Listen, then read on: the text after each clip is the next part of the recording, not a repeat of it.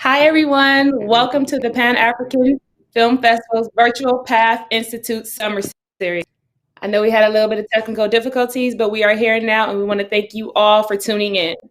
My name is Jay Tasha St. Cyr, and I'm the founder of Miss Everything Entertainment, a company that empowers women in front and behind the camera to produce and create entertainment for everyone. So, for the last 2 years, I've been honored to be a Millennial Ambassador for the Pan African Film Festival. I see there's a lot of people tuning in right now. I see you guys right on YouTube. How you guys doing? Hi, welcome everyone. Did any of you guys visit the Pan African this year? If you have, just go ahead and comment number one right there in the comments. This was the 28th anniversary of the Pan African Film Festival this year, and I am so thankful to Executive Director Ayuku Babu for his vision and fortitude. This is so awesome. Thank you, Babu, and the whole PAFF team. I would like to also give a special shout out to Linda Bronson Abbott, who has produced the PAFF Institute Summer Series for the last 2 years. She has done an amazing job, and I'm so glad she has me here moderating this panel for you guys. And I definitely want to give a thank you to her team, Tyron Lenore, as well as the PAFF staff for all your hard work. Thank you, guys. Before we get started with our panel, I want to inform you all to donate. Don't forget to donate to the PAFF. Go to paff.org to donate and help us continue this free educational program and panels for our community. Now we are all here for one reason. That's the Black Writers Script to Scene to Screen. I know you guys can't wait to find out who I have on the panel today. Before I introduce all of my panel, I do want to let you guys know that our goal here is to provide insights from these professional writers on scene structure, scene construction, as well as industry standards. So I will go ahead now and introduce all of my panelists today. I have Camille Tucker. You may have seen her in a couple of shows. She's written for a lot. I also have David A. Arnold. Hey, David, how are you? And I have... How you doing? Good. And I have Indira Wilson. Hi, Indira. Hi, how you doing? Hi. Good. Let me go ahead and start with Camille Tucker. Camille Tucker is a writer, director, and producer who has sold many scripts to major studios such as Sony, New Line Cinema, Fox TV, and Disney. Camille is also a proud co-writer for the Lifetime biopic hit, The Clark Sisters, First Lady of Gospel, directed by Christine Swanson. Go ahead and tell us a little bit more, Camille. We're so happy to have you here. Oh, you got to go ahead and press unmute, Camille. Okay, we're going to get it. Thank you to Pan African Film Festival. I'm really grateful to be here today. I am a Pan African Film Festival alum. The first short film that I did, Sweet Potato Ride, with my former writing partner, debuted and aired at the Pan African Film Festival. So shout out to Babu and Asantua. I just feel so blessed that that was the beginning of my career and also the beginning of me being a part of the Pan African family. Since then, I've been really fortunate to sell some screenplays with great producers like Robert De Niro and Jane Rosenthal, Mark Platt, and the late John Singleton, who is also just very active with the Pan African Film Festival. And I think my story will be interesting today because had a short film, Cellular, that played at Pan African Film Festival as well, and also Spin. But my story will be one of how you continue to keep your dream alive and work in the industry through different seasons and what I even call a wilderness period in my journey as a writer and producer director. And I'll get to talk about that a little bit more later. So thanks everybody for being here and thanks for your patience. No, thank you so much, Camille. We are so happy to have you here. And I know you have a lot of insight of writing for the Clark Sisters. So we're going to get into that just in a little bit. My next panelist that I have, well, before I get to that, I know we were supposed to have Kim Rattler here. Unfortunately, she was in a car accident last night. So we do want to send our prayers, the whole PAFF staff. She is okay, live and well, but she is unable to attend because of her accident. So we do send our prayers. And we have David joining us back. I'm going to go ahead and introduce David A. Arnold, who is an actor, writer, stand-up comedian. You guys may have How you seen him. He's a doing? veteran in the Hey. So tell us a little bit more. I know you wrote and had 3 special stand-ups on Comedy Central to BET, Netflix. So tell us a little bit more about Yeah, I am. Like Mill said, Pan African Film Festival has been a part of my history as well. I think it was like 2005 and six. I think I wrote 3 short films that year. Wrote and directed 3 short films that year, and all of them I think were in the Pan African Film Festival, and that kind of started my journey as a comedian. I started doing short films because I just wanted to show that I needed to do more than just stand up.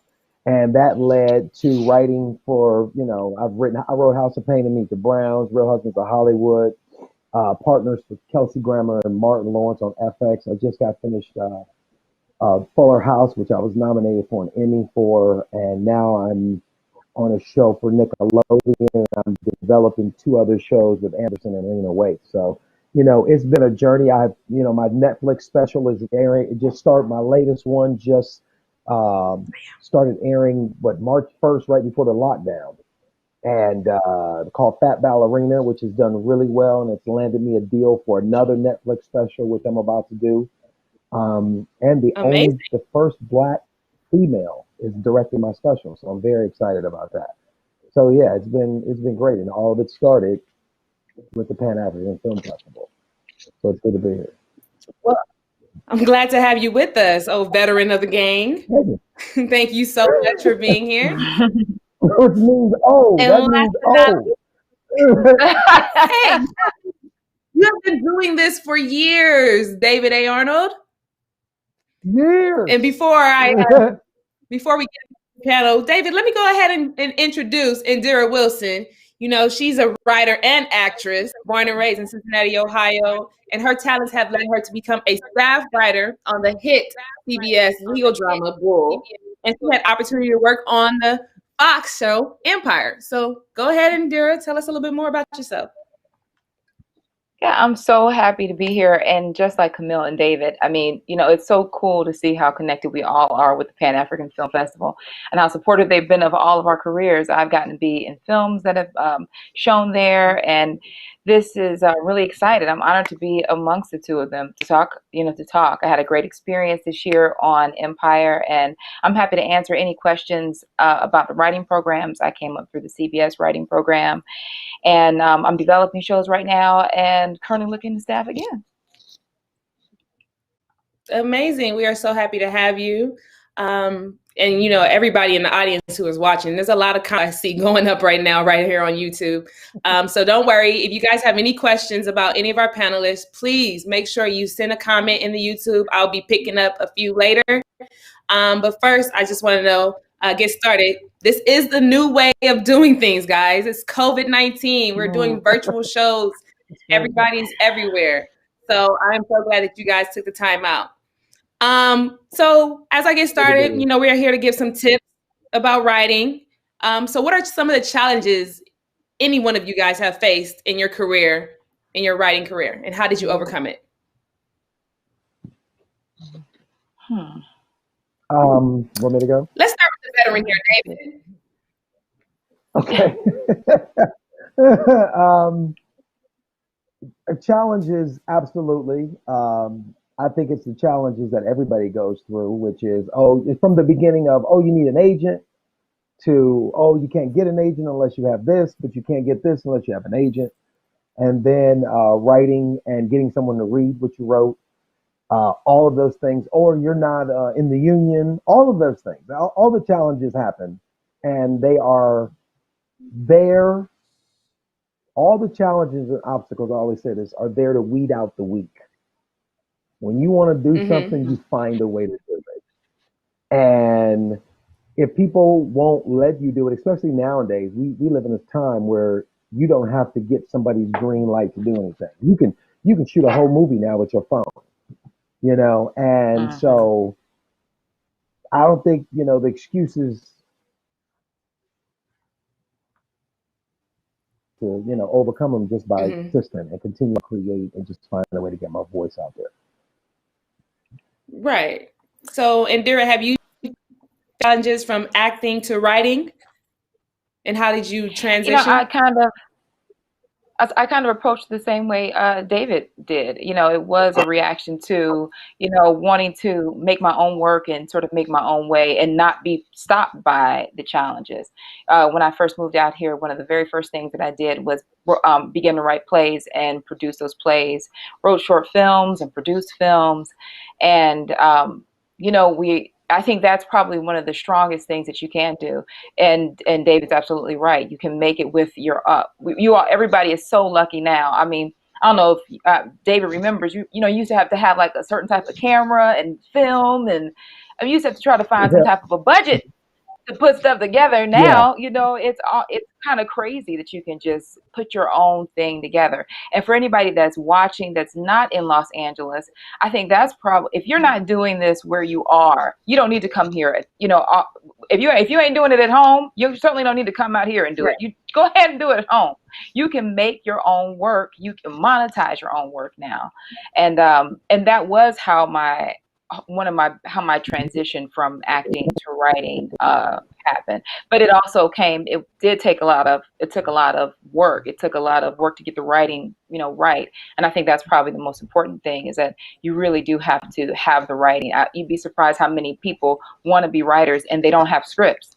It's amazing, but that's the most important thing, is a strong writing, the strong writing sample. I know Camille can go ahead and testify. I heard you write every day. So what are some of the challenges you face while writing? I do, but I also want to say that I think one of the things that can be a great challenge is, how do you maintain your faith and your focus? Your faith, you come from a spiritual background, but also your focus, your faith, and your belief in yourself, through much rejection and having to endure many seasons and possibly not seeing the fruits of your labor. So that's something that I've dealt with. And to answer that question, I think that number one, you have to have perspective, which is, you're not going to die if somebody rejects you. That's one person's opinion. But if you feel and you know and you believe in your heart and you've been affirmed to be a writer, you have to keep pushing through. And as David said, this is not for the weak, but your focus too. And another thing Indira said, there are some people who are like, I'm a writer. And it's like, they don't have a script. They don't have a completed script. They might have 5 uncompleted scripts. So that focus of completing your material and continuing to push through is another one. And let me just say this, the last one I gave spiritual, and then I gave the focus, but also practical, is just improving your craft. So some people have to decide, do I want to go to graduate school? Can I afford that? Or do I want to major in that? Do I want to take workshops? How am I going to set myself apart as a writer? How am I going to get known? And I would say for people, definitely you have to work on your craft too, and you need to network. I would suggest people get into writers groups and be iron sharpens iron, have your work read by your peers and friends that you trust, that you think are also on the come up and trying to be great writers. And also, just as Indira did, there's a lot of these inclusion programs now. They're not the only way to get noticed, but they are looking for different voices and fresh voices. And if you can put that on your resume, or if you can meet people through those programs, that's one way to quote unquote separate yourself from the pack, so that somebody can notice you or maybe read your work or maybe introduce you to someone who could get you staffed or get you maybe your first writing credit. So David, did you actually go down the path of doing any writing schools or writing academy or anything like that? Or you just started being a comedian and writing all your jokes down and it transcribed over to writing? No. I did none of that. I'm a stand-up comedian who knows how to write, and I don't know where it came from. I graduated from high school with a 1.8, and the only thing that I passed in school was writing. Writing and talking trash. That's all I did. None of that. Like I've never taken a class, never in my life. My first script that I wrote on a legal pad with a pencil. Like literally, that's how I did it. I just knew that I had to get this out of my head. And as a comedian, Right. we punch up other people's stuff, and I punched up some people's stuff, and then I wrote these short films that I told you about for Pan African. I did those by getting another script and looking at the format and just copying and writing down what I wanted to say. And I did it for one purpose. I did it to showcase myself as an actor. But what I didn't realize I had also done is taught myself how to write a script. So when I got the call from Tyler Perry Studios, hey, can you write a script? We'd like to see something that you know, because they got a hold of me on social media. And Hmm. I was like, yeah, I guess I can write it. I guess I can write a script because I had written these 3 short films, and that is what started it. So I don't think there's a blueprint for any way to get into this, except for if it's what you're supposed to do, it's gonna find you if you do the work. Yeah. Right. Thank And I you. do Thank want you to so much, Dave. emphasize, no, I just want to emphasize that I said I think one of the important things is figuring out your path because everybody's path is different. Yep. Right. I just wanted to highlight that and let people know that it's not a traditional way, but as long as you are, firm and strict of what you're doing and focused, consistency is key. So thank you so much for sharing your journey, which might not be the traditional way, but everybody doesn't do anything traditional nowadays. So before I Right. get to the next question, before I go into the next question, how often do you guys write? When I get a check. Well, it's a check at the end of it. No, you know what? I hate to say this pandemic is tough right now. I don't know if it's how you all are feeling, but it's been tough getting into a pattern. But when it's time to buckle down and time to get samples done or time to get just time to get writing done, um, I don't know. I try to get in like 3 hours a day, like early in the morning. And some periods of time I get into it every day. And then sometimes, sitting there looking at a computer screen and, shopping. But most of the time, I mean, I got a lot of shoes. I have a lot of shoes, a lot of shoes A lot of um, shoes and a half during for my the writing first act. time. And I have, and then first act, I got some character sketches. You see my board is behind me. Um, but yeah, a long time ago I read that's what Walter Mosley did. He wrote for 3 hours a day every day, and I was like, I'm gonna do that, and I did, and then it really was fruitful. 3 hours a day, that's all it took. That's all it took. That's right. Amazing. I Well, would since you say talked I would about say about structure, oh, go ahead. Go ahead, Camille. oh, I would say about the same, but here's a little secret I had to learn. I go into my calendar and I create a block and I put writing because that makes me commit to it. And then if Mm. someone's like, hey girl, let's go to lunch or let's go take a Pilates class or whatever, I say, I have an appointment. And that appointment is there. And if I don't have the appointment there, then when they say that, I'll be like, yeah, girl, come on, let's go. But no, scheduling my writing has helped me to be accountable to myself. And then I really actually do have an appointment when someone asks me to do something. And that helps me with my consistency as well. Mm. Amazing. Thank you so much. Let's dig deeper into, scene structure and scene construction.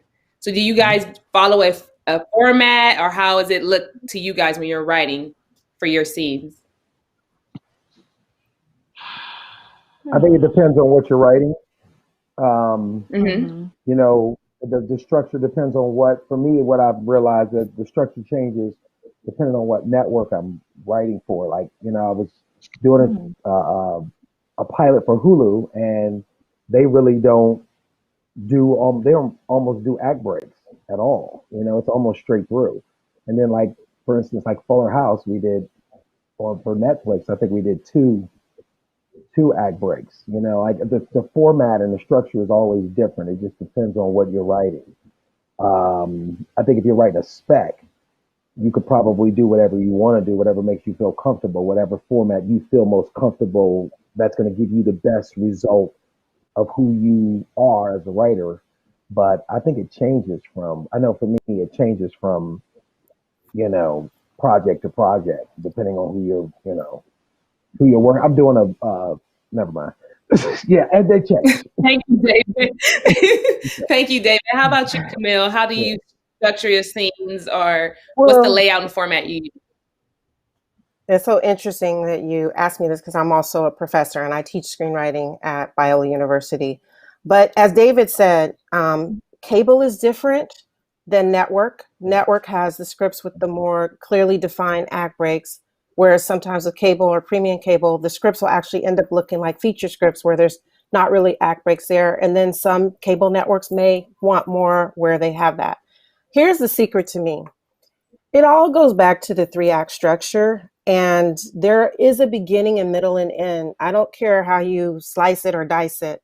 I'm someone who learned the sequences, and I think the sequences translate.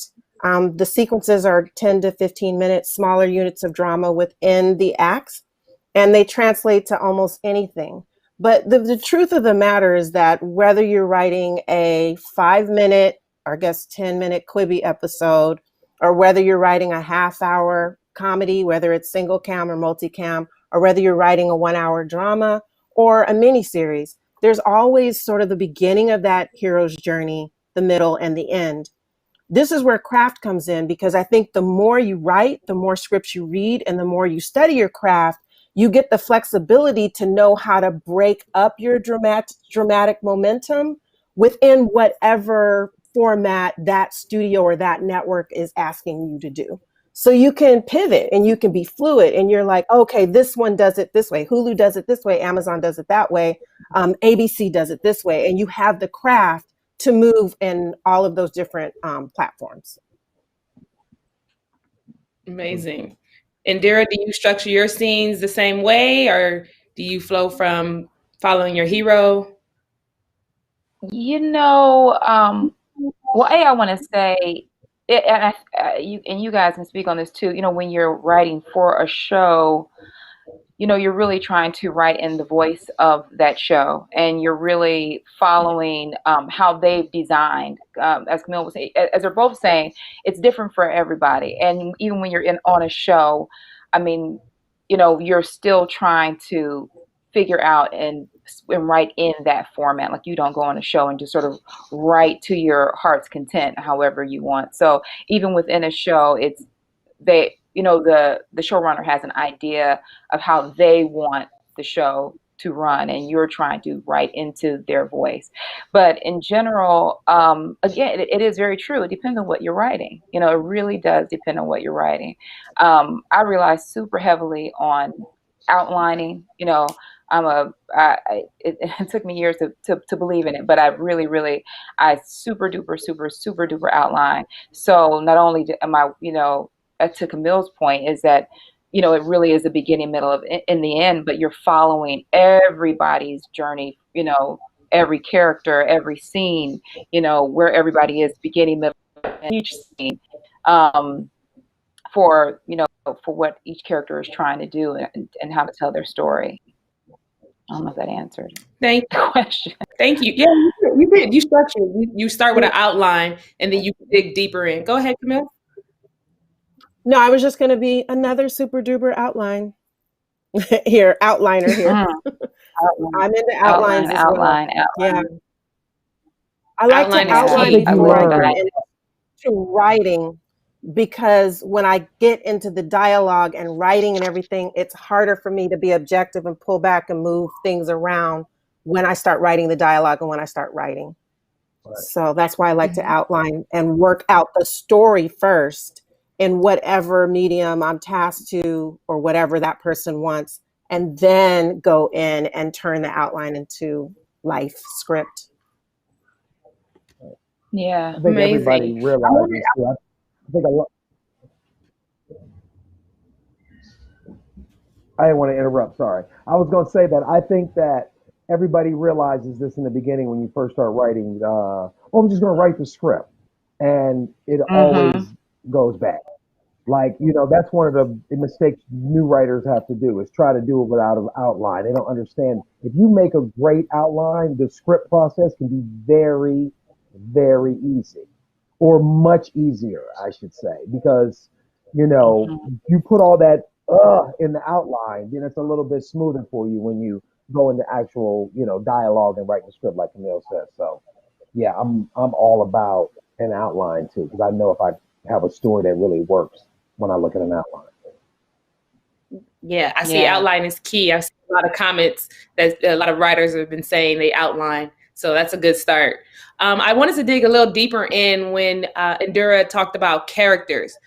I wanted to know when you're writing a character or you're formatting your character's description, how much is influenced by stereotypes? Because they always stereotype a lot of African Americans a certain way. And if you're writing for different, I know how you guys, when writing your character description, how much is it influenced by stereotypes? I would say my characters are not influenced by stereotypes. I tap into Yeah. real people I know. I don't want my characters to be stereotypes. A lot of times, what I'll do is I sit and I meditate and I think of the essence of somebody that I met. Sometimes, Mhm. even when you think of the Clark sisters, church mothers that you knew, or people in the church that had certain mannerisms or did things, and the way that they speak, the way that they move, and then that affects my character description because I try to take in what was the essence of that person, like what was a leading trait, or what kind of caught my eye when I first saw or met that person. So I'm trying to break stereotypes. I do not want my characters to feel flat or to feel like a stereotype that someone sees. I want to start oftentimes from real people, but I want authenticity. It departs from the real people, but I want authenticity. Oh, step back. I And I feel the think same as way African as far American as writers, creative. yeah. Oh no, go ahead, David. Please go ahead. Oh, I was just gonna say, I agree with Camille. I try to base them off of people I know, people I've met, people who I thought were interesting people. Even if I have to take character traits from two or three different people and put them into one person, that works. So I agree with the stereo. I don't think anybody starts off going, "Oh, let me put this stereotype in there." I don't. You know what I mean? You might pick some things that fall into a stereotype, but I don't think anybody purposely tries to do that. I think you purposely try to avoid that, especially seeing it coming. You don't want to see it coming. Yeah. Yeah.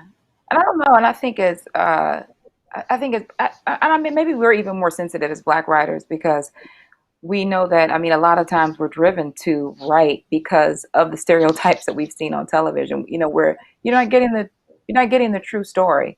And I think if you start from a character and dig into really what the character wants, I mean, it shouldn't really fall into a sort of a stereotype because humans want different things. Humans want love and they want care, and you're trying to get into, what they, what their desires are. So I don't know. I feel particularly sensitive to it, and I wonder and then I also wonder when you say stereotype, maybe, or you think maybe archetype.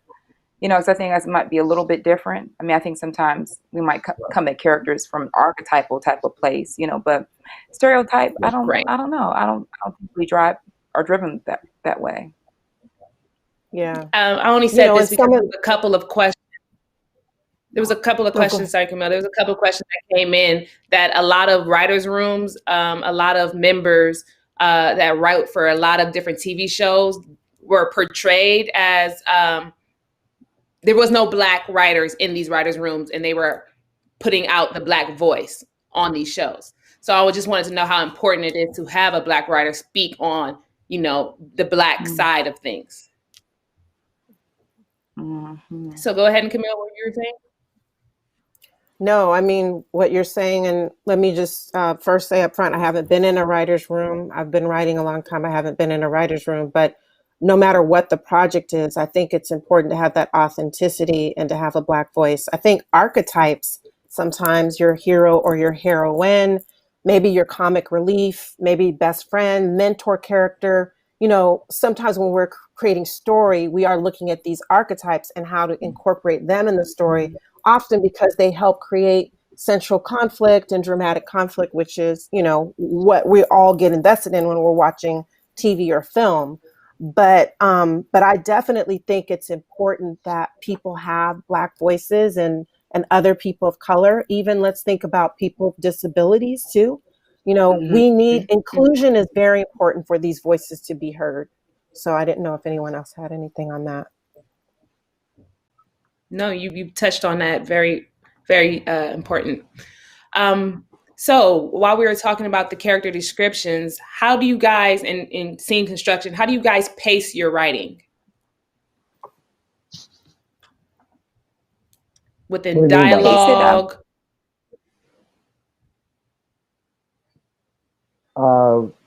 With I feel like depends on the tone of the show you're writing. Like if you Right. look at some shows, every show has a different tone. If you like, for instance, if you were to watch like Veep has a very specific cadence to what they do. You know what I mean? It's very fast, moving on its feet when you watch a show like that. And if you were to watch something like, like Blackish, which is a completely different, while it's shot single camera, it some of the tempo feels sometimes uh it can feel three camera shootish, if you will. You know what I mean? Like every show is different. I think that is the muscle of a writer to be able to go, hey, this is the tone of this show. This is how they move on this show. I have to be able to create a script that captures the tempo of that show because everyone is different. Some is da da da da boom, and some is da da da da da da. Like you just get that from doing it again and again. But that's me. That's how yeah, I catch on. and can I piggyback off of what David was saying? He mentioned earlier that he went and got a script and studied that script and sort of mimic that script. But I think if you're starting out, or I mean, even still, because there are so many different tones of shows, go get the script, study. I think that's part of it, and it's not so much as copy, what they do, but you'd be surprised.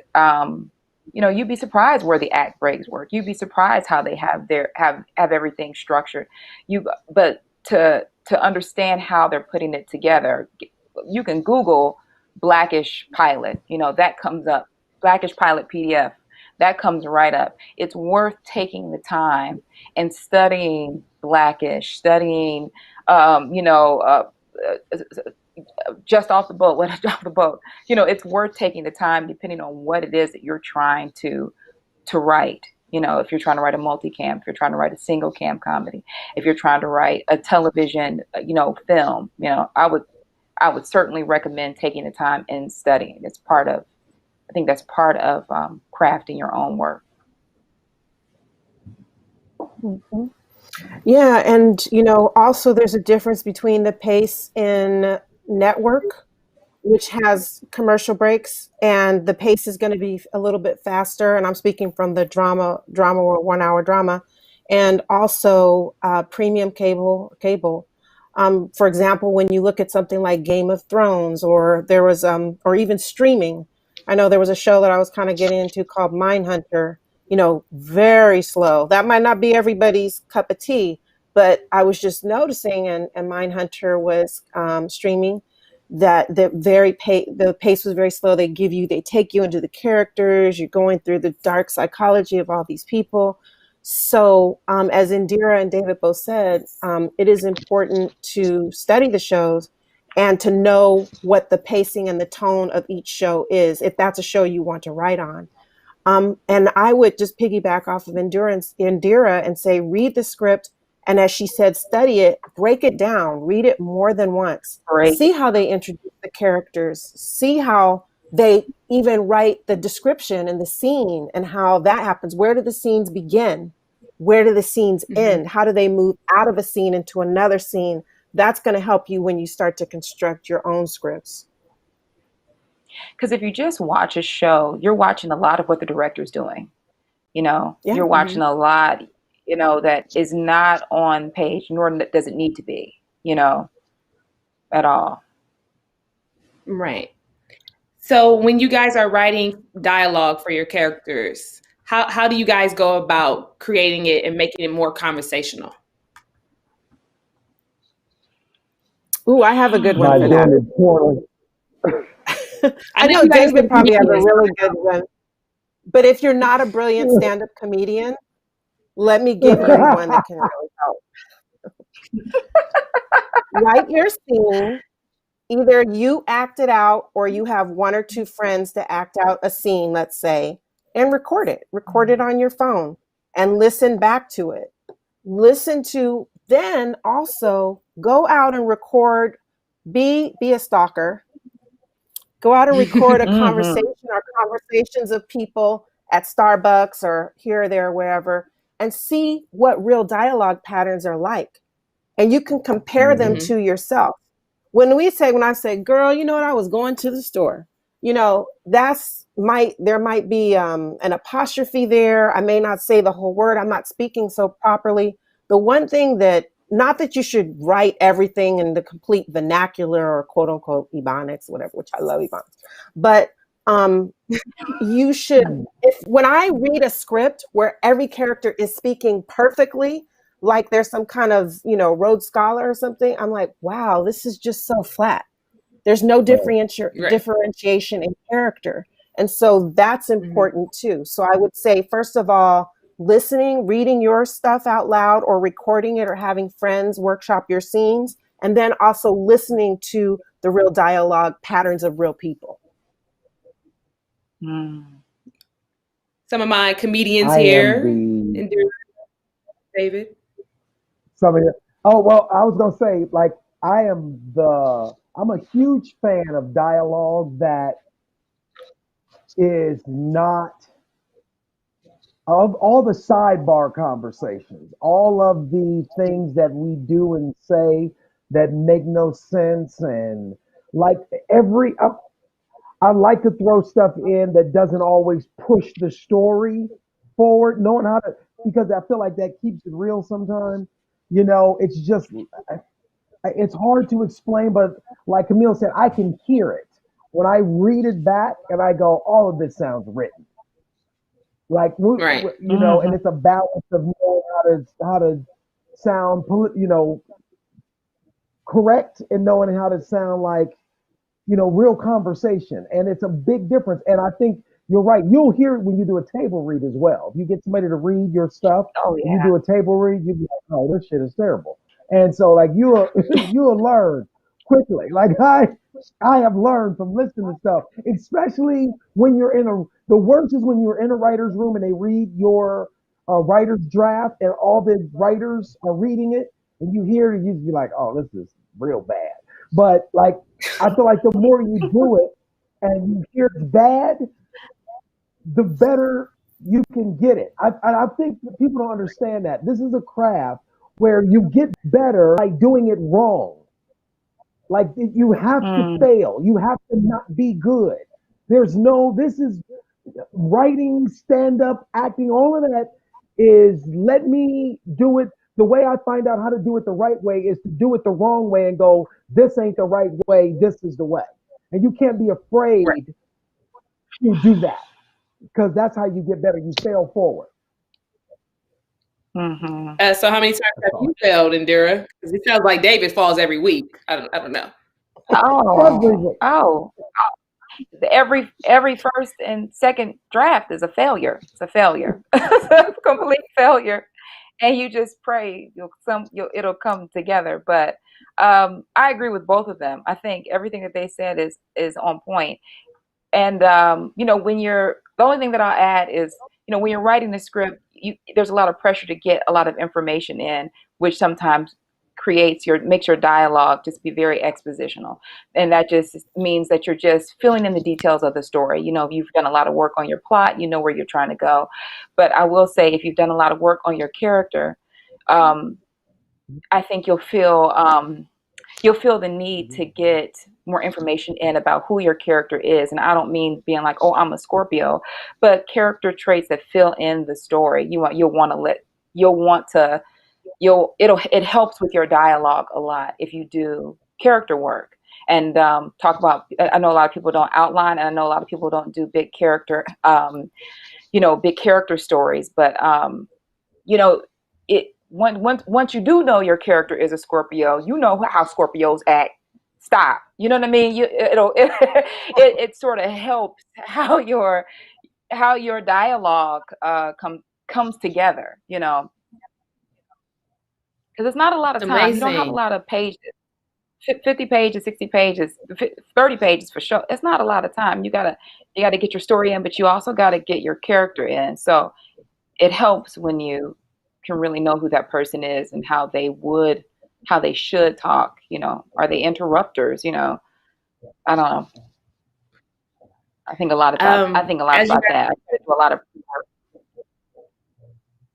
As you guys are talking about this, I do see a question coming in, and I think that it's very, very important. This one is from Dolores Mason. She wants to know, how much influence do producers and directors have on your writing? You know, Depends on what I would level love you to. Yeah. Well, here's something I would like to say that might help clarify, and it'll give me a great chance to give a shout out to director Christine Swanson on the Clark Sisters. Most people know that film is a director's medium.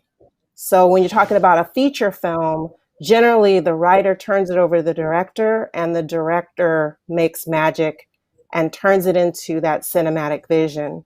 And we were very blessed on the Clark Sisters to have amazing Black woman director Christine Swanson, who did that, who elevated the writing.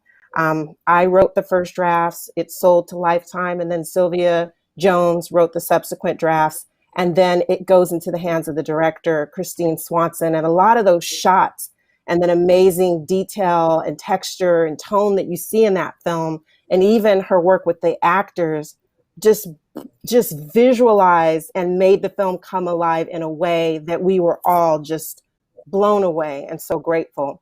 But then in TV, it's a writer / producer's medium. So the writer showrunner is the one who has the last say so and the power and the control. I'll turn it over to my TV writers, but I do want to say that if you're in a writer's room, it would be the showrunner, whoever that person is, who's executive producer, who's running the room, often a lot of times the creator of the show, who then has the say so on what the writing is.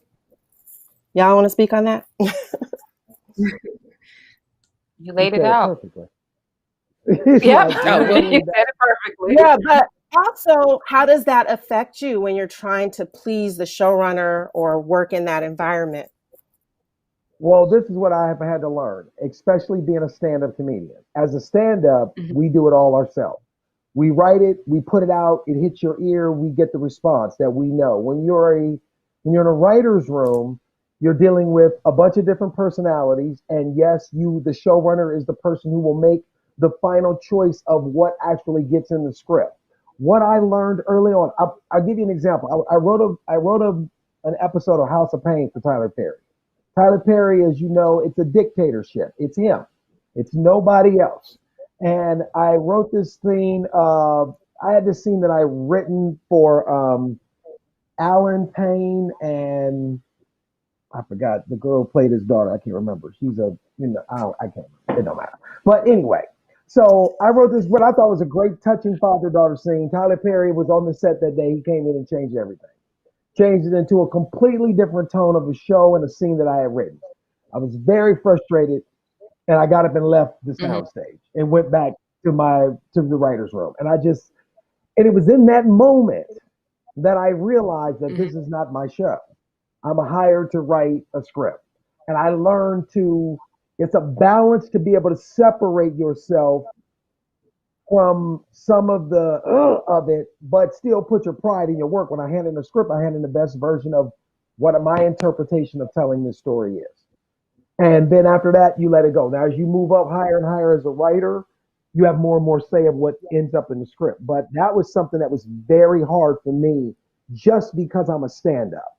And I feel like, but now I thought it was I looked at it as a problem in the beginning. Now I look at it as, oh shit, I ain't got to do all this myself. So all I got to do is get this script close in the writer's room. We'll get it over the goal.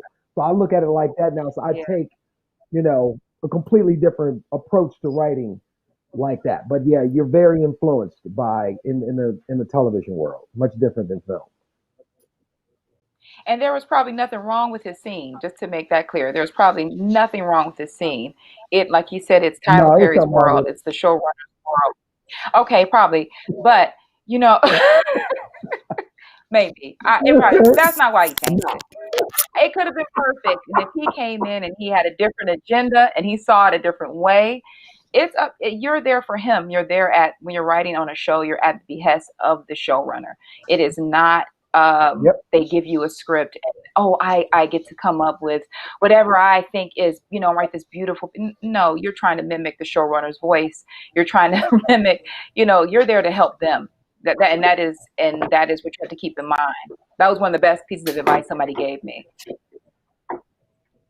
And another thing that they don't tell you is when you're writing on a show, like a television show, even in a film, the stars of the show, those people can be very influential in what ends up in the script. Because they'll be like, yeah, I don't want to say this, or I don't like this, or I thought this scene would be more like, like you get that too. So you got to manage a lot of personalities when you're writing. You got to be able to connect to the work and do the work, but you also got to know when to back down. For me, I do not one of my biggest issues is and this is a writer's, like Camille says, she's never been in a writer's room. If you're in a writer's room, there's a lot of talking over the lines, and we all say things differently because we come from different places. We grew up in different cities, so we might say the same thing a different way. And I have seen writers' rooms sit there and debate over the order of words. And it is the most frustrating thing for me because I really don't feel like that. I feel like some of that stuff you forget about by the time you get to the stage and you start recording. You argue about stuff in the writer's room that you never remember when you start filming. So I've gotten very good at backtracking off of those type of arguments. I put stuff out and I let it go, and where it lands, and we deal with it later.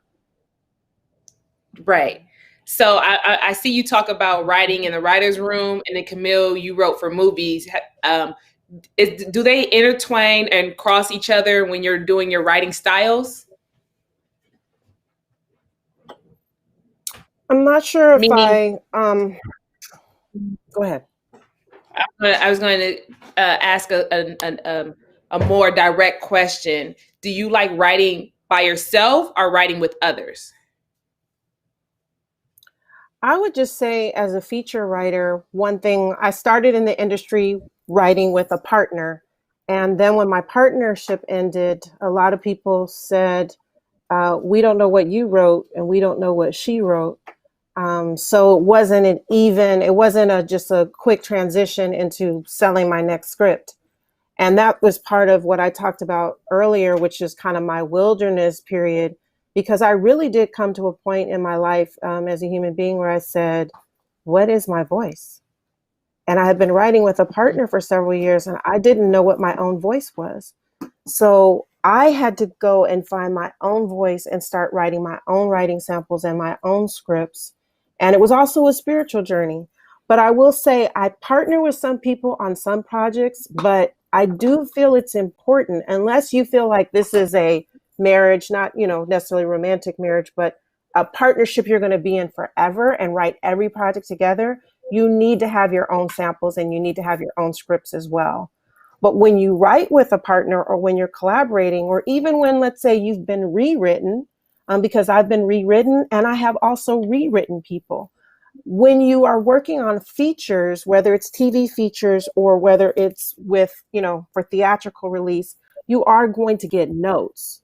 So our version of the writer's room is development meetings with studio executives who are going to say, well, why did you do this in this scene? Why did you do that? I like this. I don't like that. When this moves here, move this scene there, do this, change that character. So there's an art, and my friend Ryan Gibson and I always talk about this. There's an art to giving notes, and there's an art to receiving notes. So one thing you need to know as a feature writer, and I think this is the same for the writer's room, is how to take notes. To not buck up and just be like, anything you tell me, I'm rejecting it because I'm so sensitive, but also to know how to fight your battles. When is it important? How to distill what they're saying in the note and go, what do they mean? Someone might say, why is he wearing a red shirt? Take that out. But what they really mean is, I'm not relating to the character. So what we have to do as writers, we have to be able to interpret what they're really saying and be able to address the note and fix the issue that they're talking about, which is, why is this character not relatable? And how can I rewrite this character or work with this character so this character can become more relatable and resonate with people so that they will want to follow the story and follow the journey? So I don't know if maybe that helps. Yes, amazing. At this time, I want to go ahead and give a shout out to all of our viewers who are watching. We have over 190 people currently watching. I see a lot of questions that are coming through, so I'm going to go ahead and pull a couple of questions from the audience that we have. This one is from Michelle. Do you do your outline based on your log line? Sorry. Based on your log line. I don't know if the outline is based on the log line. I think the log line is a theme of where you're going, what it's about. You should be able to almost know what the entire show is about, almost by hearing the log line. But I don't know that the outline is based on the log line. It's all a part of the, the formula of putting it together. That's me. Maybe I'm. And it's a little different for TV and film. So let's say for a movie, a feature film, your log line is your one-line sentence of what this story is. You should be able to say within, I think it's 125 words or less or whatever, one sentence, what your story is about. So for me, I usually always start with my log line, because if I don't know in one sentence, if I can't pitch to you in an elevator or anywhere else what it is, then I'm not clear on what the story is. Once I have that, I do character sketches so that I know my characters that are inhabiting this world, and I try to fill out their background, what their strengths are, what their biggest flaw is that's going to impede them on their journey or what they're trying to do. And then from there, I do my outline. So it would be log line, character sketch, then outline. And the outline for me in particular would go for different writers. It's whatever model you're working in. But as I mentioned before, for me as a feature writer with the 3 acts and then smaller sequences within those acts, and I outline those, and then that becomes my script. Yeah, and just to piggyback on that, for me, between the character sketch and the outline, so silly. Between doing character sketches and writing the outline, I do a full break on a board. I break every scene down, basically, I guess, into smaller log lines per se of each scene.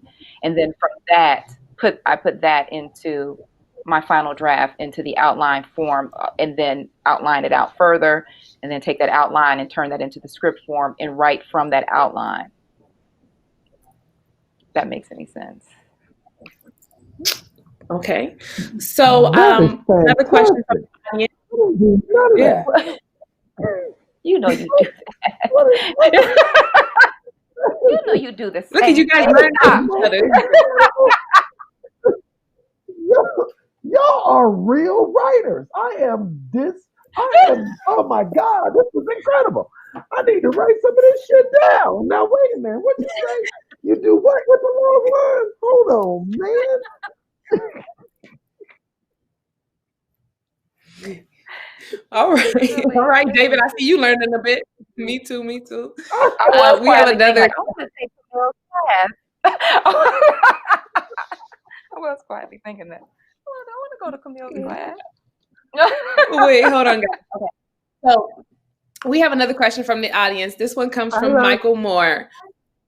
What are the panelists' thoughts about sticking to one particular genre? Is it important to have some variation in your work? So do you guys just stick to comedy? Do you guys stick to horror, drama? Let us know how much is it important to have variations in your work.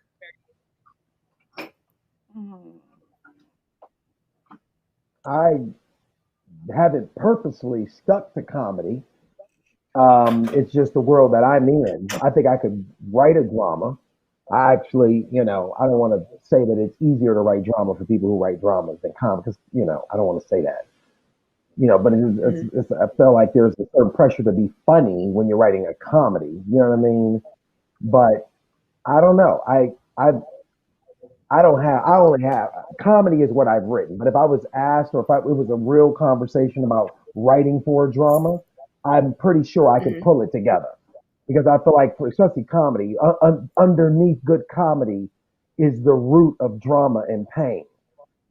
So I feel like I could get there, but I don't think it would hurt to have, if you can write a great, dramatic script and a great comedic script. I don't think anybody here would say, that's a bad thing. I think that's great if you can do both. Here's something I'm hearing. Like I said, I teach, so I have students who are kind of getting in the beginning stages, and I've also been pitching. When you're trying to establish yourself, I'll just add to that. I believe it's important to establish yourself if you're a comedy writer or a drama writer. What we have to understand is, let's re-engineer and go to the point of the buyers. There's a different department for comedy and there's a different department for drama.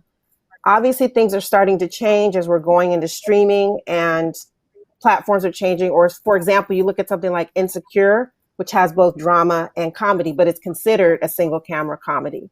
So I would say for somebody starting out, especially if you're building up a portfolio of your scripts, write in the genre where you feel you have the most strength.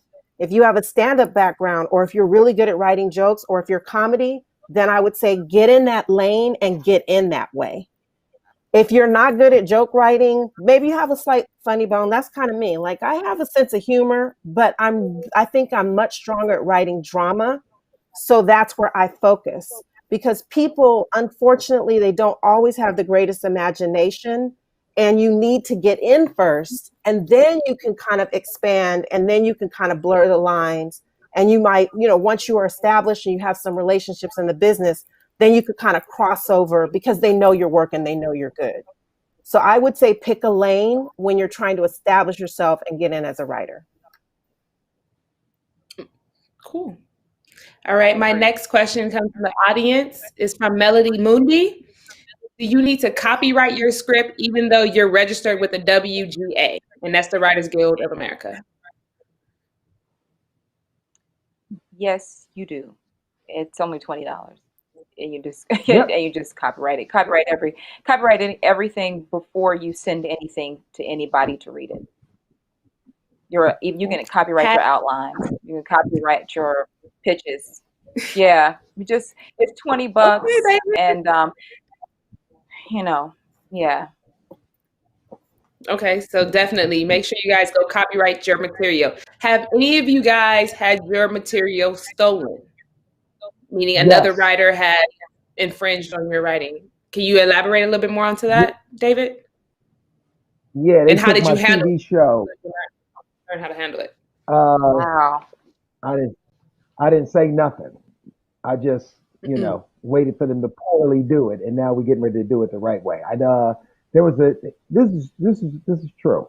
There's a show that came on called Splitting Up Together that was on ABC a few years ago. And it's very much based off of a show that I was selling at the time called Divorce Saved My Marriage, which is the exact same show, done from our perspective, told in a different way, told, I think, with a different element. I remember I was working on Fuller House by Warner Brothers, and literally they were filming this show across the street. And I had to go to work every day and watch them do this show, and I was pissed. and they did I think 2 seasons, but it was very frustrating. And most people probably wouldn't say this, but it was hard to watch. But now we're back uh, doing this, redeveloping the show, the same idea. So I've been through that, and it makes you strong, man. It makes you strong. Trust me.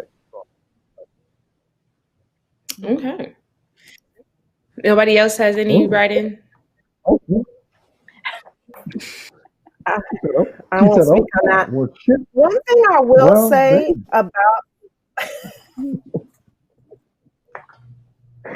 Oh my God. I love the political what? correctness of this whole little thing. And I know half the people watching this show right now ain't got no pants on. So I need all y'all to relax. David, we are I do. here to give them a learning, let them know more about the insights, the good and the bad, and how to overcome. So, not everything is going to be, on the right track. But go Well, ahead, Camille. I'm sorry. and one thing I will say though, that David's story is somewhat common. I mean, that can happen to you sometimes where you go into a pitch meeting or you go into a meeting and they pass on your material. And then somebody who's kind of maybe more seasoned in the business or has certain relationships, or for whatever reason, maybe they're the writer or the producer with a deal with that studio, you end up seeing them do something that's very similar to yours or almost the same thing. So those stories have been out there. But I will say this, I have also heard a lot of stories where that happened and they didn't do it the right way. And that person got another chance to still visualize their dream and do their story. The other thing is, and this probably happens too. Sometimes there are ideas, the same idea floating out in the universe at the same time. You have a brilliant idea. Someone may have not that same idea, they may have a similar idea too. But I would say if you feel like your idea gets stolen or whatever, that does not mean that you don't get a chance to do it. If something like that happens, that does not mean that you're Right. not going to get a chance. Go ahead, keep pushing. You shouldn't be banking your life on one project anyway. If you only have one project in your quiver that you think is whatever, that's problematic because, like we said, writers should always be writing. You should have five, six, seven. And as you're maturing in the industry, you should be building up a body of work, even if you're still waiting, like for me, for many years to get your first produced credit, writing credit. Or write your first movie that the audience is going to see, which it did take me longer in my career, but I've written over probably 40, 50 scripts, that in my whole, whether it was rewriting, ghost writing, all kinds of stuff, always writing because I love writing. So don't let that deter you if you do see that. Right. And don't let Right. it scare you. I feel like that's kind of where these copywriting, these two questions are sort of coming from. I think we do put a whole lot of effort into our scripts, and sometimes your scripts take you years to write, and you feel like you got the best idea that you've ever come up with, and it's going to make a great story if you can, a great movie, a great TV show if you can get it to the right hands. But then you're holding on to it just too tight. You're holding on to it very tight because you're afraid it's going to be stolen because it's so great.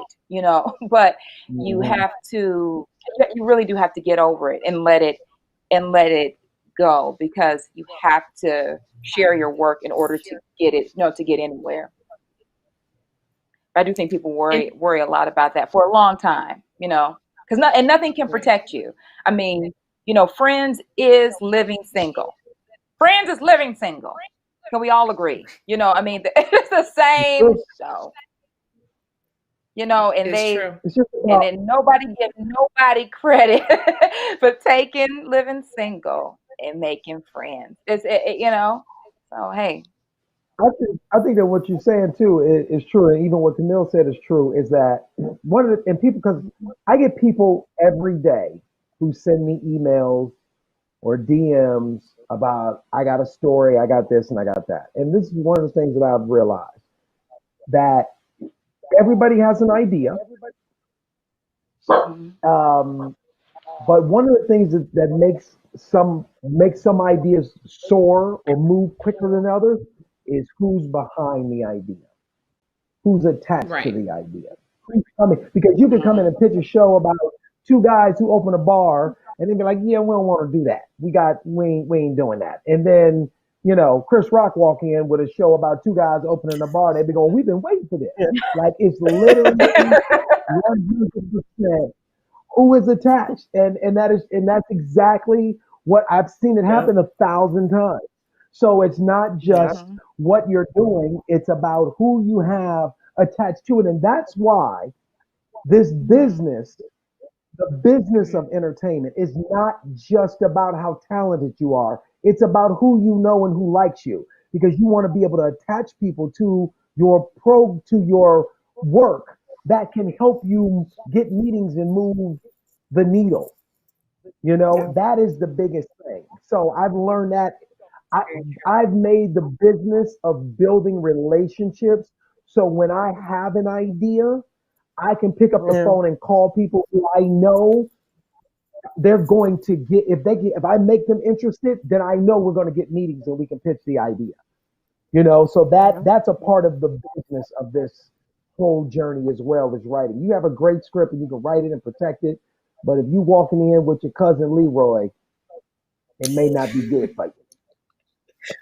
I You Right. was got to going come in there to with some. piggyback on what you said, David, and ask Camille or Indira, how do you guys pitch your script? Do you look for a director first, a producer, or actors? How do you guys go about pitching your script? I feel like so far either producers have come to me to develop shows, or I've sought out producers first, and then developed it with the production company, and then they begin to take it out and look for studios, or net and then networks to produce it, to put it up. And Camille, did you do the I same will route? I will echo her, yes. And I'm looking at some of the questions, and because somebody, I think they said, how do you find people to partner with, or how do you find that producer? And David mentioned relationships. So let's look at this. If you are starting out, more than likely what you're going to start out as is either an intern, maybe a receptionist at a production company, maybe writer's assistant in the writer's room, or a writer's PA. That is going to be your first step. If you, maybe it's not one of those, but let's just look at your entry level job is going to be your first step into networking. So those relationships that David talked about, when you day one from those positions, even though they're baby positions, that's when you're going to start building those relationships. Now, here's what goes back to what we talked about with the long game.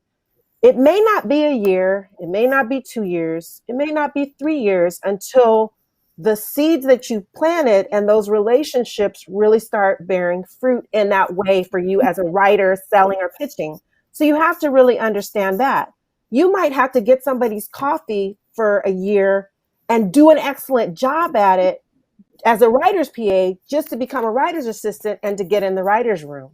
And then as a writer's assistant, you may have to take those notes. You may get to pitch a little bit, everything, before you get your first staff writing position.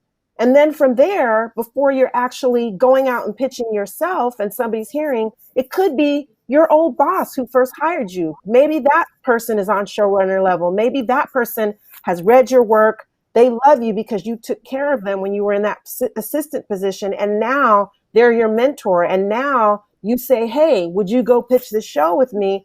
And that's probably a relationship that's going to happen. But I think what we have to understand is that it doesn't happen overnight. And then also it's a give and take. It's not just like you just being hungry and just being like, I need a producer, I need a showrunner. If they don't know you, but they have other people who've been in their rooms or that they've had relationships with in some other form, those are the people that they're going to be more willing to work with or to partner with on certain things. So whether it's your writers group, it could be your peers. The people that are your peers today could get in a position later where they could partner with you or get you in a door at a studio or this or that or what have you.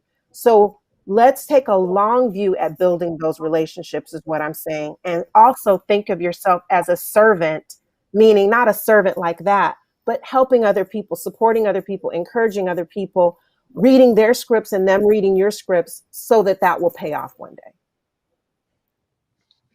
I completely agree with that. That's such a great point Right. because I have seen people that I've worked with that were doing nothing and now they seem like they were doing nothing and now some of them are running rooms.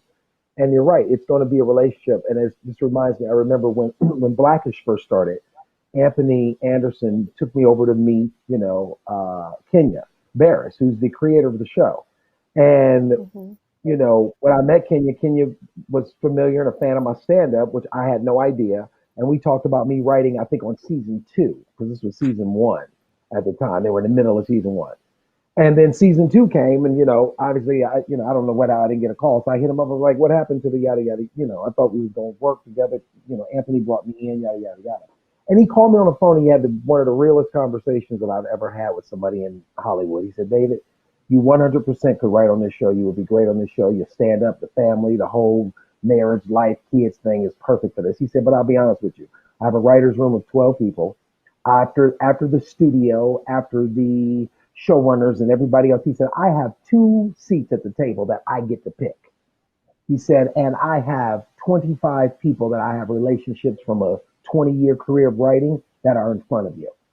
He said, "That's the real answer." And I said, I couldn't, Mm, to this day, me and him are cool because he didn't have to do that. And he had a real conversation with me about that. And that is 100% the case. It's not, sometimes you'll be a great writer and you're perfect for a show. And it just, the timing is other, you're great. But I look at all these people that I've been working with for years. I've got to hook them up first. And that's what we do. And that's real. So the relationship side of this is very real. That's good. That's good. yeah. Mhm. Okay. I have another question from the audience. This one's from Dyer. Have you ever just pitched a one pager to a network? So do you guys just do one pages before you fully develop a whole script, or you guys are just writing your whole script and then pitching that? Who wants to I've answer? I've never sold a show pitched off of one a You, one page. page. no. Mm-mm. Yeah, You So really no, you have to everybody's pitch usually the more whole development, show. but not the script. Yeah, the thing I'm is, the sorry, go ahead, network Camille. wants to know. I just want to say, I'll add this quick. The network wants to know, how is this show going to live? So it wouldn't be a one Mhm. pager. It might be a one pager for you, but you have to do the entire Bible. You have to know the characters that people are going to want to Yeah, live with and how it's going to be able to sustain 100 hours of TV. It used to be that model, but still, is it season two, season three? Are people going to want to come back for this? Because people are not going to want to do a show that can only sustain itself for one season. So why are these characters I want to live with and want to come back? So the writer has to do all of that work. It might be one page when your pitch script that you're going to say when you get in there. Maybe your Right. pitch is about 10 minutes or so, but you need to know the entire show, characters, what's going to happen in the pilot, what's going to happen in season one, two, and three. yeah, and that's not Okay. necessarily writing. I think there were two sort of different questions in there too, because I don't. That's not necessarily having written the script as much as what Camille's referring to as the Bible. Which, I mean, a typical pitch you might have be really, if you get to do a full pitch for somebody, that could be 9, 10 pages, shoot long, however much time clout you got to stay in that room.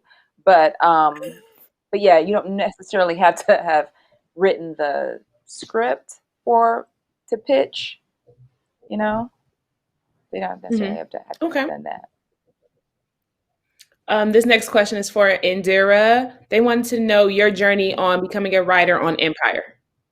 What was your steps, or how did you go about becoming a writer on Empire? That's interesting. That's a long journey. Well, I was born in Cincinnati, and no, seriously, no, it's a long journey. I'm trying to think specifically to get on Empire. I have representatives. I have an agent, and my agent for that, which is actually what's interesting. We all had to give our agents. We had to fire our agents, and she was able to. It's like it was my dream show. Like it was a show that I really wanted to work on, and really really wanted to work on. I can't tell you. And so she knew that, and right about a week before it came down the line that we had to fire them, my agent got me an interview for the show, and then I had to, and then I Gotcha. fired her. And I let her go. But I mean, I have my agent back, by the way, because they, y'all know they signed the WGA thing. But Right. yeah, it was my All of agent. them? I think we're down to, I don't know the number, but a chunk of them have signed. My agent signed fairly early on. I mean, I've had my agent since the beginning of this year. Again, Oh, yeah, wow. yeah. So, but not Indira, any of the did big you, ones. I mean, did you anybody with ICM. Hmm? Say I that was going to again? say, Indira, what would be, oh, sorry, go ahead. No, go.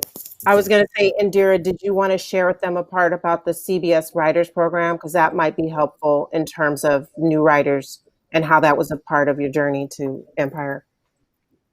Absolutely. And this goes to the networking conversation. This goes to the journey conversation. Back, I think I was in the class of 2016 in the CBS Writers Program. And if you can get into a writers program, they are really invaluable because in terms of what Camille and David were referring to, that this whole game is about networking. They are there to support your journey just from that point going forward. And by they, I mean the executives that run the program. They're there to help. It's not so much a writers program as it's an inclusion program, and so they want to provide a certain level of access and understanding that a lot of writers have not had that or were having difficulty getting. So once you finish the program, you you have access to the executives forever. You have access to the people who were in the classes, who were in the previous classes, and the ones after forever, and to get advice from, to get information from, to network with, to hopefully work with someday. And I cannot tell you, the Warner Brothers, ABC, CBS, Fox, Sundance Institute, they're all worth working towards and writing and sending your writing in for. If you can get into one, I mean, I can't hype it up enough. And CBS, they're awesome. They're awesome. Amazing. My next question is coming from Deborah Ray Simmons. This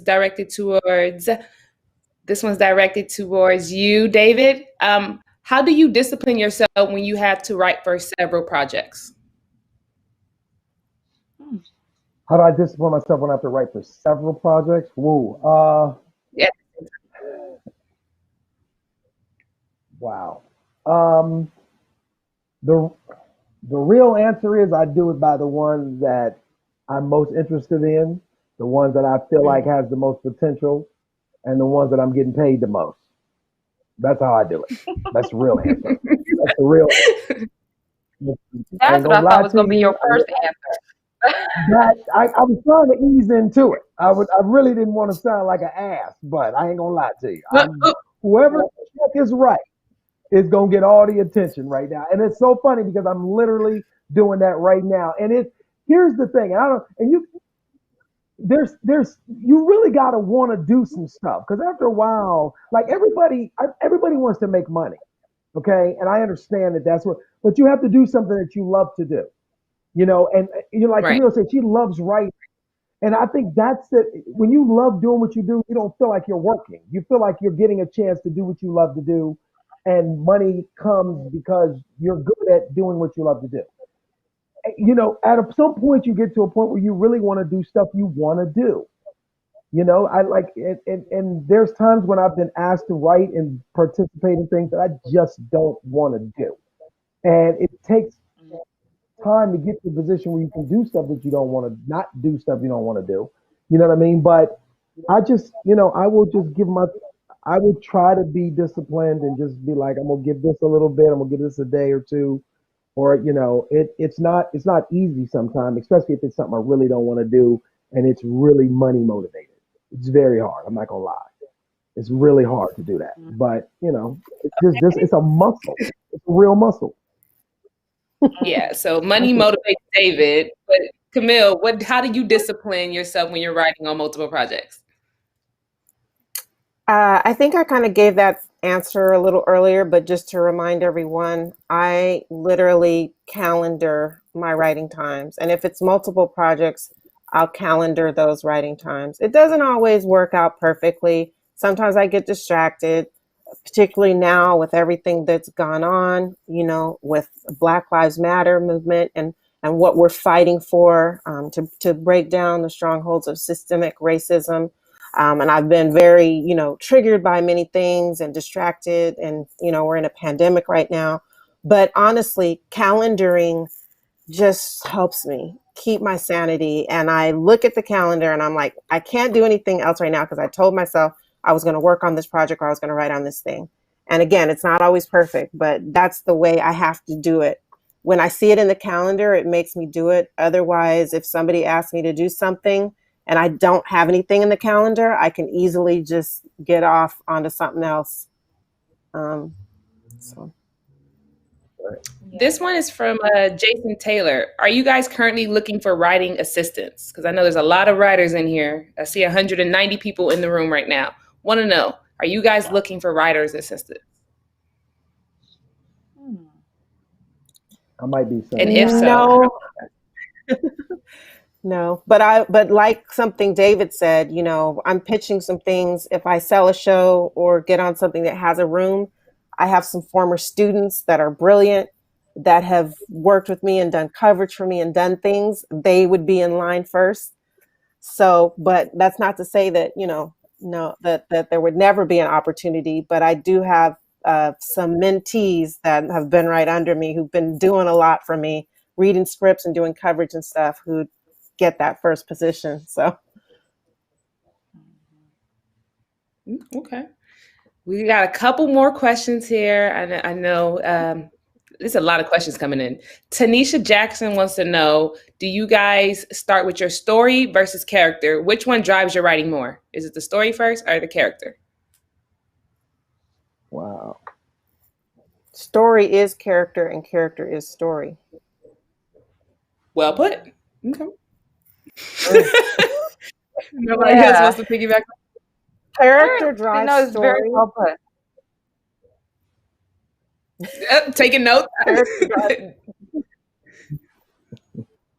was good. David about to come out with a whole other book on how to write. I can see him taking all the notes now. Okay, so have you, this one's from Dolores Mason. Have any of you written a pilot episode, and how is that different? Yes. I mean, I think we've all written, probably written pilot episodes. And how are they different? I think a pilot episode, in my opinion, I mean, you have so much to set up. I'll let the two of them speak on it for me, but I would say it's a lot to, you're setting up a lot, but I'm curious to hear what they have to say actually. Okay. I feel like pilots definitely are different because there's a lot to set up. There's a lot of pipe, but what's another thing I'm noticing? You can tell pilots that were written on shows that have been picked up with an order of 8 to 10 episodes already. Like, like there's a big difference from a pilot that has been written when you get a series order out the gate. We're going to do 10. So now I don't have to lay all this pipe in the first one because we're going to do 9 more, as opposed to a pilot that's going to shoot and then they're going to look at the pilot and test the pilot. I feel like those days of writing those days are starting to dwindle because I feel like they're giving shows to people and they're coming out the gate giving them an order. So they have a little bit more luxury of not having to write so much pipe and exposition in a pilot in one episode, which is very hard. A pilot is very different than the tone of what the show could turn out to be, and if you watch any show that's went 3, 4, 5 seasons, look at the first few episodes of that show and then look at season 5. Completely different tone, sometimes cadence. It just, because things start to come alive and other things start to happen that you didn't even know was going to happen. So I've written pilots and they're not fun, especially when you got to deal with a bunch of notes from a bunch of people trying to get their point of view in on something you're creating. Yeah. With pilots, you have character building and world building. You have to build the world and you have to build a character, as I mentioned before, that people want to live with and the characters and establish the central relationships and establish the central conflict that's going to cause us to want to go on this journey and continue to go on this journey, coming back, watching episode. So while I have not, I've written spec pilots. That means they haven't been sold yet or bought or what have you. It's different that if, for example, if I was staffed or if I had already sold it, what the pilot would be. And then like I said, I haven't been staffed in a room before, but from my knowledge of just understanding the industry and friends who work in it and the way that I study it, the pilot is the world building and the character building. And as David mentioned, those first few episodes are going to do that. Then once you've established that, then the episodes start to change a bit, and it's not as much giving the audience the information that they need to know. And as Indira said, you want to make sure that you do it, but it's got to be in an interesting way, and not just here's everything we need to know about this character and here's everything we need to know about this world. It still has to be done in a creative way that's going to intrigue people and hook them or draw them in. So that would be the difference in a pilot, and read pilots, as they mentioned. And can I piggyback off what Camille said? The hooking them, something, if you're a new writer or if you're writing a spec script, a sample script, you have to know that people are going to read about 10 pages, 12 pages of what you've written to get a grasp of what, and if it's very good, though, they may continue to write. So it's very important, I think, that it's funny, going off what David said, a lot of times we watch television shows and we know that we may not find out really what it's about, or we find out like the hook of it, or like the thing that's really driving it to the last moment. You don't have that kind of time. You really don't.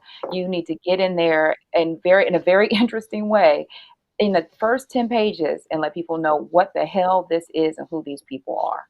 And no one has time to read 50 pages and wait to the very, and certainly if you're writing the sample script, if you think, well, I'll find that out in episode 2, you ain't gonna never write episode 2. If you're gonna write episode, you got this episode. Ain't nobody ever gonna see that script. No one's gonna read that. No one's gonna wait to find out that this is all about the baby, the dead baby. You got to know that the dead baby is dead. At the top. You got to get it in. And if you can't figure out how, if you go, I can't drop this till page 30, read scripts and figure out how did they get all this information in the first 10 pages. I can't 10 pages, 10. And if it sucks at 5, they're not going to read past 5. 10 pages. That's interesting to talk about the number of pages, because this next question comes from Brianna Booth. Is there a limit when you're writing a script for a film of how many pages it should be? Should it be more than 100, less than 100, or what's the ideal number of pages when writing a script for a film as versus TV?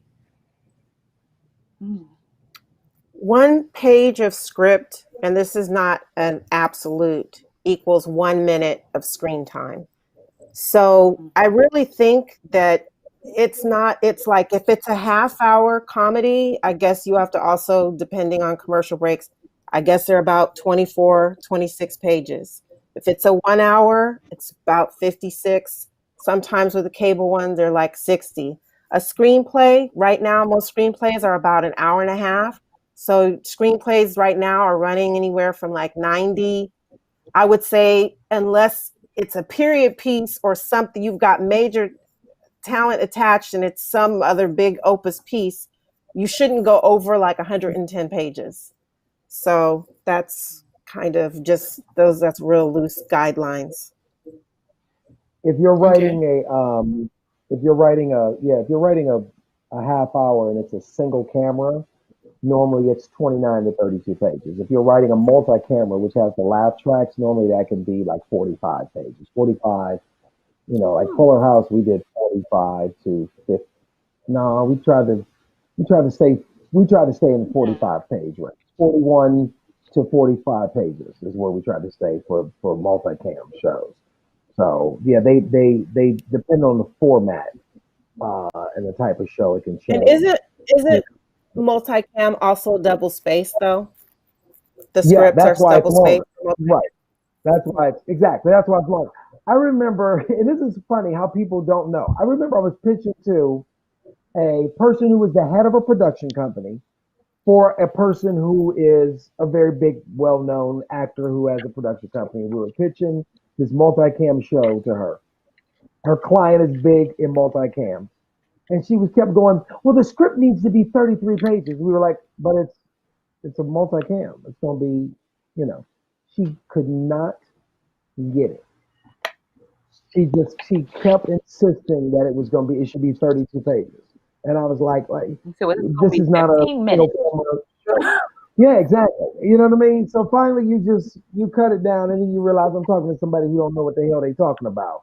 So there ain't no need in continuing to have this conversation with you. And I just told my agent I ain't going back in there. Like you gotta know what you're talking about. So this is another challenge for all you writers. You will meet and have meetings with people who don't know nothing sometimes. And they have positions of power, and you're gonna be frustrated because you sitting there looking at an idiot try to tell you what you supposed to do. But you gotta keep a professional face and be like, you know what, you're right. And then you gotta leave and then call somebody and be like, this person is an idiot. I'm not going back in there. So I've seen that happen And too. So very that's few another have skill. ever written anything. Yeah. And you're pitching to Nothing. people who very few have ever written anything. They've read a lot, but so you're dealing with that too, and you're getting notes from people on that Ah, that have never written How anything. many pages did Empire come in at, Indira? How many pages for Ooh, Empire? under 40. Under 40. Can you imagine? Under 40. You had to pack it in.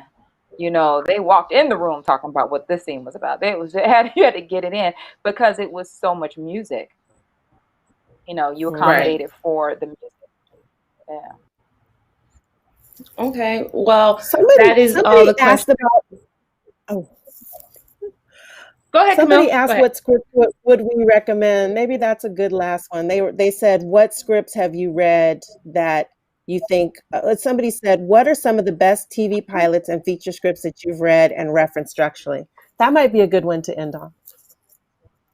Go ahead. I like that question actually. Take over the program. Well, No, no, it's fine. I always want to know like a I'm great script kidding. that you've read.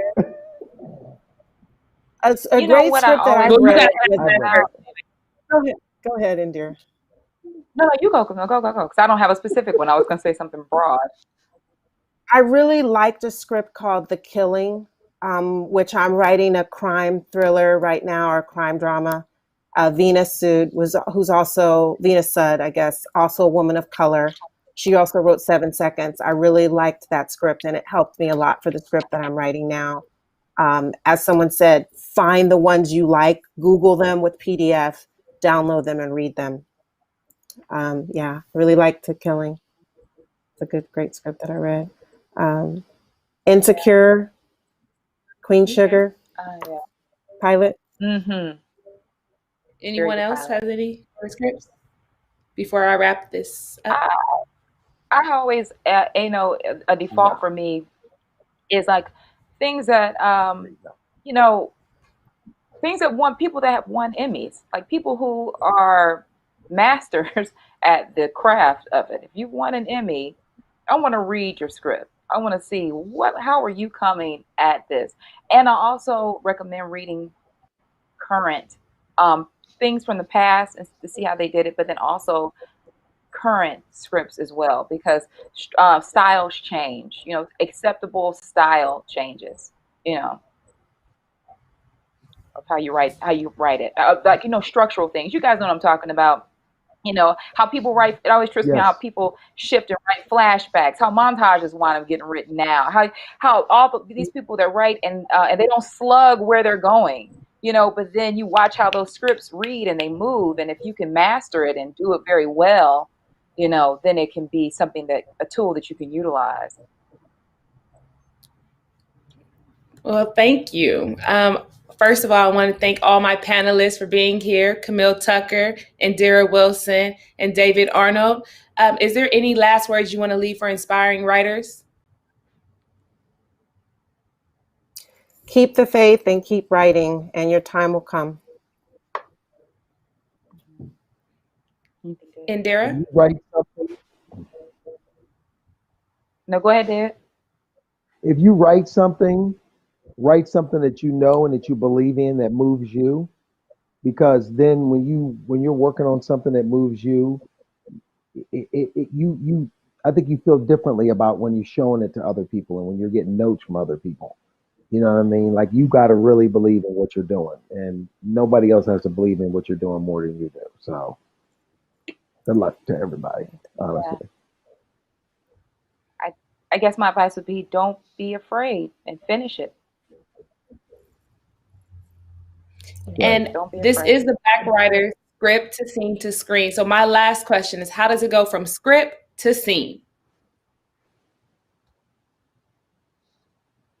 How do you take it from the script all the way to the screen? A lot of steps, a lot of voices, a lot of patience, a lot of willingness to see some of your vision, tweak a little bit here and there. It's a long process. I've seen people write stuff and then see it get to the screen 3-5 years later. So it can be a process. It really can be a process. You have to be in it for the long haul.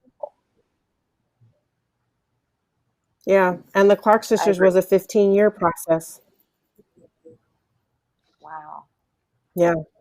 So you have to have endurance. That project first came to me in 2005. Here we are, 2020. It didn't air until 2020. So you have to have endurance. But I will tell you this, there's a shorter period of time between you writing something and shooting it on this and putting it on YouTube or Tubi or whatever and getting an audience. And maybe that will get you your first network or job, like Issa Rae or some others. Right. Yeah. Exactly. Okay.